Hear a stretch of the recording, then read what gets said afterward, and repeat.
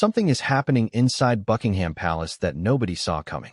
King Charles, a man known for his patience, his silence, and his carefully chosen words, has allegedly ordered a formal investigation into his own daughter-in-law, Meghan Markle, the Duchess of Sussex. The woman who sat across from Oprah and told the world the royal family made her feel invisible. Now, sources close to the palace say Charles has had enough, and the order he gave may be the most consequential decision he has made since taking the throne. To understand why this matters, you have to understand who Charles is. This is not a man who acts on impulse. He spent decades waiting to become king, decades watching, calculating, and choosing his battles carefully. So when a man like that decides to move against someone inside his own family, it does not happen by accident. It does not happen overnight. It happens because something pushed him far enough that silence was no longer an option. The tension between Charles and Meghan did not start recently. It goes back years.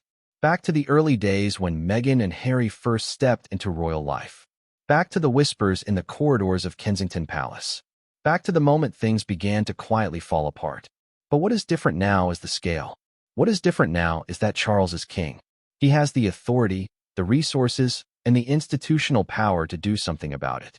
Some reports suggest the investigation centers around financial dealings connected to the Sussex brand.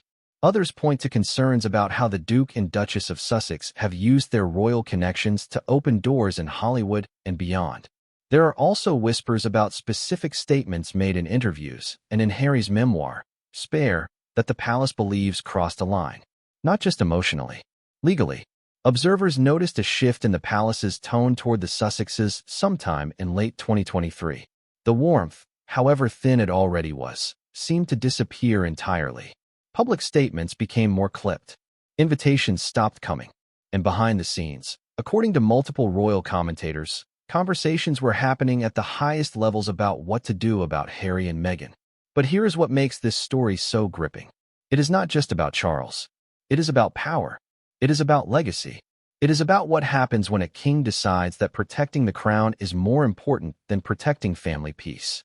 Charles has already shown the world he is willing to make hard choices. He stripped Harry and Meghan of their security detail. He allowed titles to become a point of tension. And now, if these reports are accurate, he has taken the most serious step yet. The question is not just what Charles found. The question is what Meghan did when she found out. When a king orders an investigation, the world wants to know one thing. What is he looking for?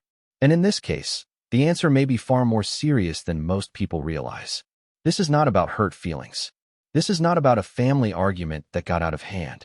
According to sources familiar with the situation, Charles and his advisors are looking at something much deeper. Something that could have real consequences for Harry and Meghan far beyond public opinion. The first area of concern, according to royal insiders, involves the Sussex brand itself. When Harry and Meghan left the royal family in 2020, they made a very specific promise. They said they would not commercialize their royal connections. They said they would stand on their own. They would build something new, something independent. But many believe that promise was never fully kept. The Netflix deal, the Spotify deal, the speaking engagements, the foundation work. Critics argue that almost every single one of those opportunities came because of one thing. The titles, the connections, the royal blood that Harry carries, and the royal association that Meghan gained through marriage. Some reports suggest the palace's legal team has been quietly reviewing whether any of these commercial activities breach agreements made at the time of the Sandringham Summit in 2020.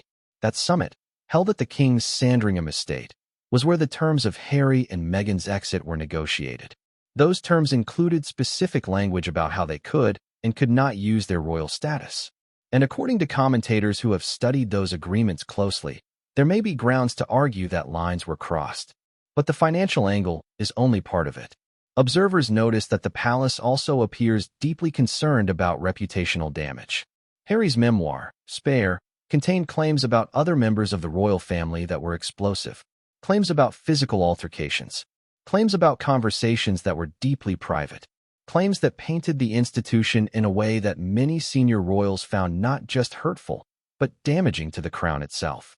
And in the world of monarchy, damage to the crown is not taken lightly. Many believe Charles is also looking at the ongoing media strategy of the Sussexes. Every interview, every carefully placed story, every source that whispers to a journalist at just the right moment. The palace has long believed that Harry and Meghan have been actively working to shape their own narrative at the expense of the broader royal family. And Charles, who has watched this play out for years, may have finally decided he wants answers on the record. What makes this investigation so significant is not just what it could uncover. It is what it signals. It signals that Charles is no longer willing to manage this situation quietly. He is no longer willing to absorb the hits and say nothing. He is moving from defense to offense. And that is a very different king than the one many people thought they knew. The real question now is how Meghan responded when word reached her. Every major royal crisis has one thing at its center. A secret, something that was never supposed to come out. Something that, once revealed, changes the entire shape of the story. And according to those watching this situation closely, the investigation ordered by King Charles may have already uncovered something significant. Something that goes beyond public statements and media appearances. Something that could fundamentally alter the position of Harry and Meghan in the eyes of the world. The details are still emerging, but some reports suggest that the palace has obtained communications, private messages, emails, or documented exchanges that paint a very different picture of how the Sussexes have operated behind the scenes. Not the version presented in interviews. Not the carefully crafted narrative of two people simply trying to live a peaceful, independent life, but something more calculated, more strategic, and potentially more damaging than anything that has come before. Now it is important to be careful here. None of this has been officially confirmed. The palace does not comment on internal matters of this nature, and Harry and Meghan have consistently denied any wrongdoing. But the pattern of behavior being described by royal commentators is hard to ignore. Multiple sources, speaking independently of each other, are pointing in the same direction. And when that happens in royal circles, it is rarely without reason. What many believe the palace may have found relates to the coordination between the Sussex camp and certain media outlets. There have long been suspicions that stories damaging to the royal family did not simply appear by coincidence, that they were timed, placed, engineered to land at specific moments for maximum impact. The story about the alleged comment regarding Archie's skin tone, the claims about Meghan's treatment by palace staff, the narrative around Kate and the bridesmaid's dress argument. Observers noticed that each of these stories surfaced at remarkably convenient moments. Moments when the Sussexes needed public sympathy or when the broader royal family was enjoying a period of positive press. Some reports suggest the investigation is attempting to trace the origins of these stories, to find out whether there was a direct line between the Sussex household and the journalists who published them. If that line can be established, the implications are enormous. It would not just be embarrassing. It could expose Harry and Meghan to serious legal liability. Because leaking private royal information to the press is not just a breach of trust. In certain circumstances, it can be a breach of the law. There is also the matter of the Oprah interview itself. Many believe that certain claims made during that interview were not just emotionally driven. They were strategically constructed. And the palace has never fully accepted the version of events that Meghan and Harry presented that night. Charles, in particular, is said to have been deeply affected by what was said, not just personally, but institutionally, because those claims landed at a moment when the monarchy was already fragile, when the world was watching, and when there was no easy way to respond without making things worse. The secret at the heart of this investigation may not be a single explosive revelation. It may be a pattern, a long, carefully documented pattern of behavior that, when laid out in full, tells a story the public has never been allowed to see. And if Charles has that story in his hands, the next move belongs entirely to him. But none of that explains what happened when Meghan found out the investigation was real. There is a moment in every high-stakes situation where a person's true character is revealed. Not in the careful interviews, not in the polished statements released through publicists, but in the unguarded, unscripted moment when reality lands and there is no time to prepare a response. According to those close to the situation, that moment came for Meghan Markle when word reached her that King Charles had ordered a formal investigation. And her reaction, by all accounts, said more than any interview ever could. Sources familiar with the Sussex circle say the initial response was not fear. It was not silence. It was anger. A sharp, immediate anger that reportedly caught even those closest to her off guard. Now, some people might say that anger is a perfectly natural response to feeling targeted, and that is fair. But observers noticed something specific about the nature of this anger. It was not the anger of someone who felt wrongly accused. It was described as the anger of someone who felt exposed. Someone who had been carefully managing a situation for a very long time and suddenly felt that management slipping out of their hands. This distinction matters enormously, because there is a difference between saying this is unfair and saying how did they find out. And according to multiple royal commentators, the energy coming from the Sussex camp in the days following the news of the investigation felt much closer to the second response than the first. Meghan has always been extraordinarily skilled at controlling her narrative. From the moment she entered public life, she demonstrated an ability to shape how she was perceived that was frankly remarkable. She knew which stories to tell. She knew which emotions to show. She knew when to appear vulnerable and when to appear strong. That skill served her well in the early days of her relationship with Harry. It served her well during the Oprah interview, and it has served her well through years of back and forth with the British press and the royal family. But an investigation is different. An investigation does not care about narrative. It does not respond to charm or carefully worded statements. It follows evidence. It follows documentation. It follows the paper trail that exists whether you want it to or not. And for someone who has built so much on the power of storytelling, the idea of being evaluated purely on facts and documentation is an entirely different kind of threat. Some reports suggest Meghan immediately consulted with her legal team. That is not surprising. What is more telling, according to observers, is the speed with which certain stories began appearing in sympathetic media outlets shortly after the investigation became known in royal circles. Stories framing Meghan as a target. Stories emphasizing her vulnerability. Stories reminding the public of everything she has suffered at the hands of the institution. Many believe this was not coincidence. Many believe it was the Sussex media machine doing exactly what it always does when pressure builds. Shifting the story, redirecting the conversation, making sure the public sees Meghan as the victim before any other version of events can take hold. And yet something feels different this time. Because the palace is not staying silent. Charles is not absorbing the narrative and moving on. He is pushing back, quietly, methodically, and with the full weight of the institution behind him. And Meghan, for perhaps the first time in this long and exhausting saga, may be facing a situation she cannot simply talk her way out of. If there is one constant in this entire story, it is Harry. Always present, always connected, and always, in some painful and unavoidable way, caught directly in the middle. He is the thread that connects every part of this crisis. He is the reason Charles cannot simply cut ties and move on. He is the reason Meghan has the platform she has. And he is the reason this investigation is as complicated as it is. Because to investigate Meghan, in many ways, is to investigate Harry too. And that is a reality that nobody inside Buckingham Palace takes lightly. Those who know Harry describe a man who has been slowly realizing the weight of the choices he made. Not publicly, not in any statement or interview, but privately, in the quiet moments that never make it into the press. Sources close to the Duke of Sussex suggest that Harry has grown increasingly uncomfortable with certain aspects of the life he and Meghan have built in Montecito. The constant media engagement, the brand deals, the carefully orchestrated public appearances designed to keep the Sussex name relevant in an entertainment landscape that moves fast and forgets faster. Many believe Harry never fully wanted the life of a Hollywood figure. He wanted freedom. He wanted to protect his family from the press that he blamed for his mother's death. He wanted out of a system that he felt had failed him. Those motivations were real and they were raw.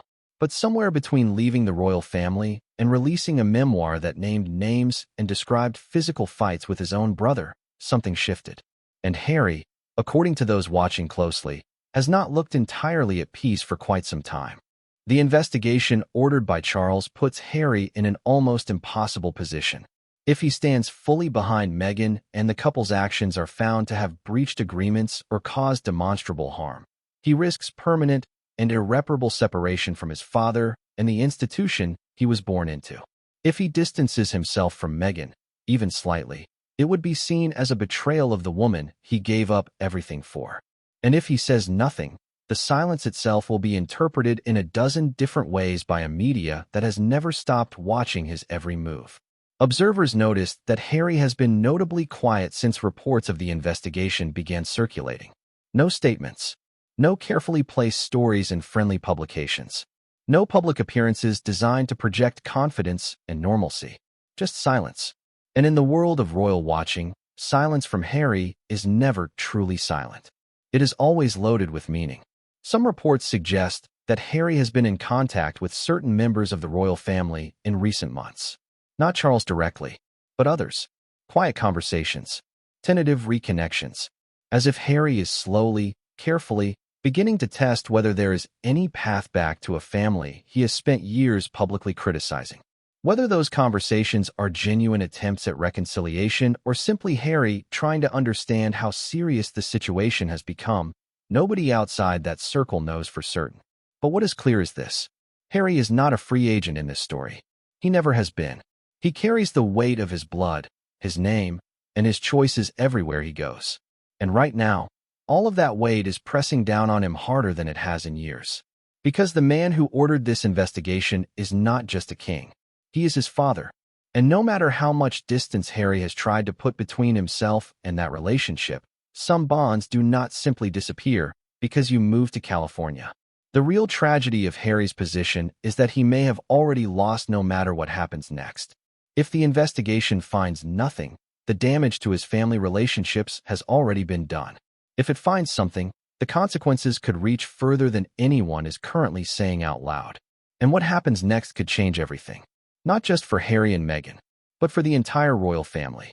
We have reached the point in this story where everything that has been building finally comes to a head. The investigation is real. The reaction has been revealing. Harry is trapped between two worlds. And King Charles, a man who has waited his entire life to wear the crown, is now using every ounce of that hard-won authority to protect what he believes is worth protecting. What happens in the coming months may not just determine the future of Harry and Meghan. It may determine the future shape of the British monarchy itself. Let us start with the most immediate question. What are the possible outcomes of this investigation? There are essentially three paths forward. The first is that the investigation finds insufficient evidence of any serious breach. The palace quietly closes the matter. No public statement is made. Life continues as it has. Tense, fractured, and unresolved, but contained. This outcome would likely be presented to the world as a non-event. But those paying close attention would understand that even reaching the point of an investigation leaves a mark that does not simply fade. The second path is more serious. The investigation finds clear evidence that agreements made at the Sandringham summit were violated. That royal connections were commercially exploited in ways that were explicitly prohibited. That private information was leaked to the press in a coordinated and deliberate way. In this scenario, Charles would have options. Legal options. Institutional options. Options that could include stripping Harry and Meghan of their remaining titles. Options that could involve formal legal action. Options that would make the events of 2020 look like a minor disagreement by comparison. The third path is perhaps the most unexpected, and in many ways the most interesting. Some royal commentators believe that the investigation itself may be less about finding grounds for legal action and more about leverage. About giving Charles a position of strength from which to negotiate. Because what the king may ultimately want is not a public battle with his son and daughter-in-law. What he may want is silence. A genuine, lasting, enforceable silence. No more books. No more interviews. No more carefully placed stories designed to keep the Sussex grievances alive